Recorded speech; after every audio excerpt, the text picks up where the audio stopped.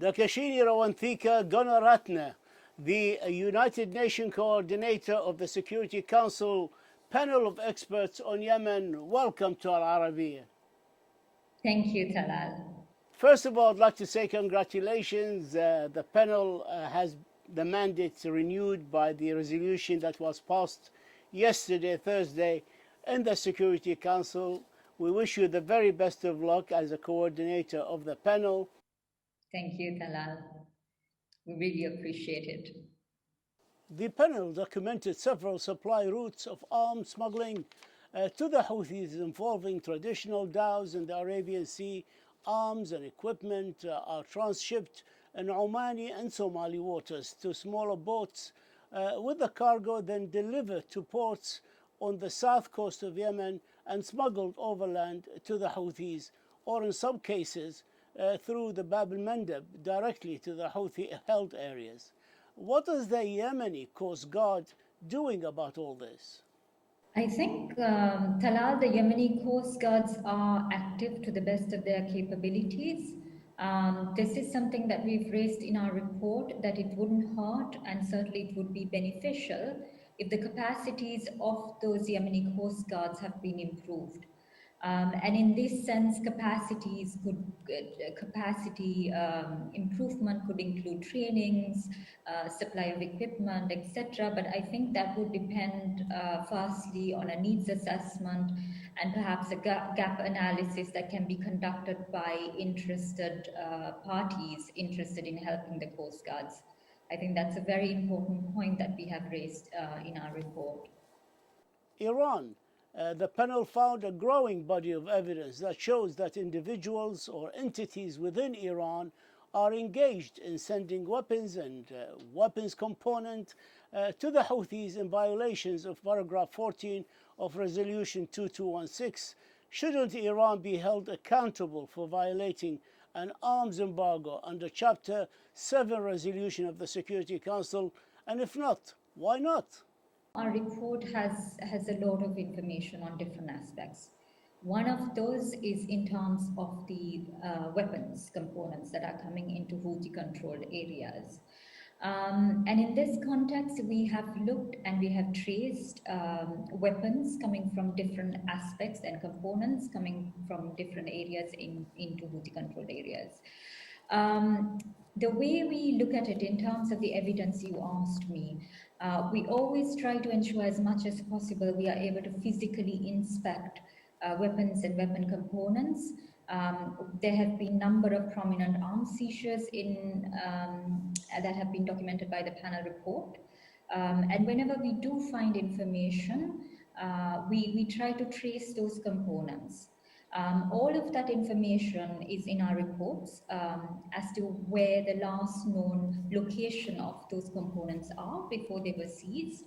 And of course, every entity or country that is involved is being given the opportunity also to respond, and their responses are reflected in the report.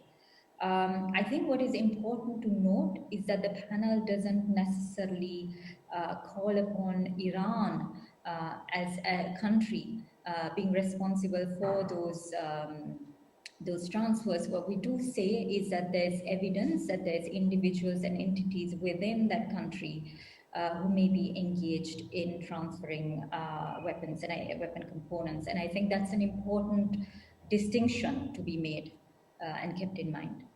It is an important distinction if we did not know how the regime in Iran works. It's a regime that has full control of many aspects of lives of its people, and in particular, it controls the governmental weapon manufacturing and weapon transfer. But I'll move on. The expert panel recommended in its report to the Security Council to include in its monthly session a discussion on accountability for human rights violation.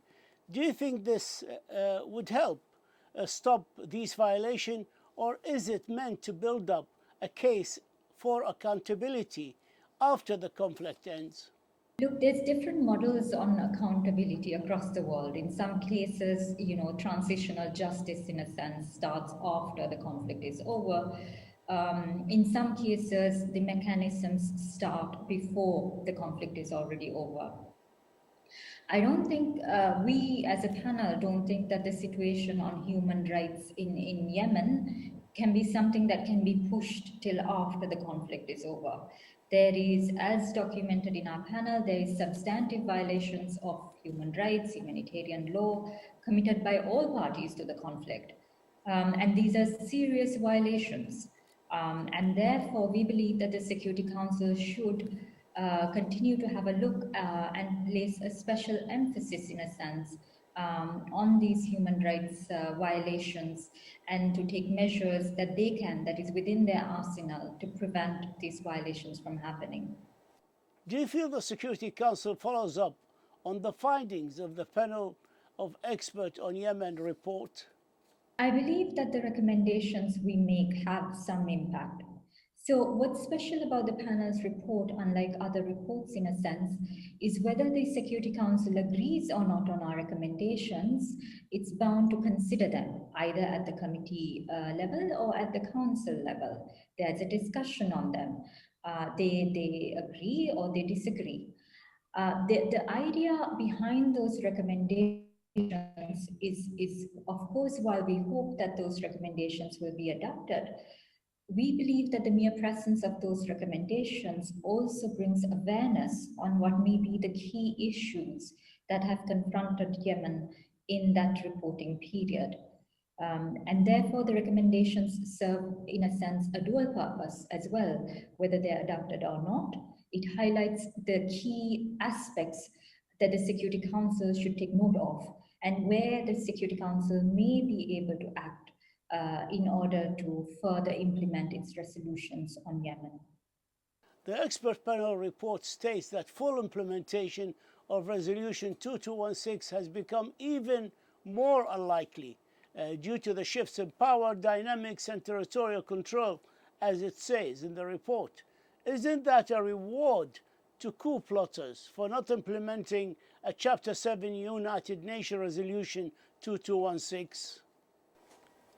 So basically, Talal, we say things as we see it. And we mention why we say something when we say it in our report. So with respect to 2216, 2216 was adopted at a time when you had more or less two main parties to the conflict. Things have drastically changed since then, and especially in the reporting period, which was last year. We saw additional territory, for example, being taken by parties against the government of Yemen. We saw further erosion of territorial control, and these things, we reflect these things in the report because for us, these events constitute a threat to peace and security in Yemen. Are you advocating a new resolution instead of 2216? I think at the end of the day, the decision on whether you want to have a new resolution or amend the resolution is a decision that's beyond the panel, certainly beyond our competence and our mandate. However, we have mentioned, we have proposed suggestions in terms of our recommendations, which is for the Security Council in its next resolution to identify or to mention that it's not only one armed group that falls within the resolution now, that's all armed groups should refrain from undermining the unity, sovereignty, territorial integrity, and the independence of Yemen, as requested in 2216. How the Council chooses to proceed with that resolution is up to the Council. The panel report that you are coordinator of states the government of Yemen in some cases engaged in money laundering, corruption within the Yemeni Ministry of Defense. I understand that the Yemeni government has met with you, with whole panel of experts, and explained and showed them proof of their transparency and accountability. I'd like to hear a comment on this, please. Since the report has been published, we have received additional information from the government of Yemen. We've had excellent cooperation with the government of Yemen. And at the moment, we are analyzing that information. By the way, the Yemeni government also criticized the panel last report, saying there are inaccuracies due to the fact that much of your information is obtained from press report, social media, sources that affiliated to different parties in the conflict. Uh, how can you explain that?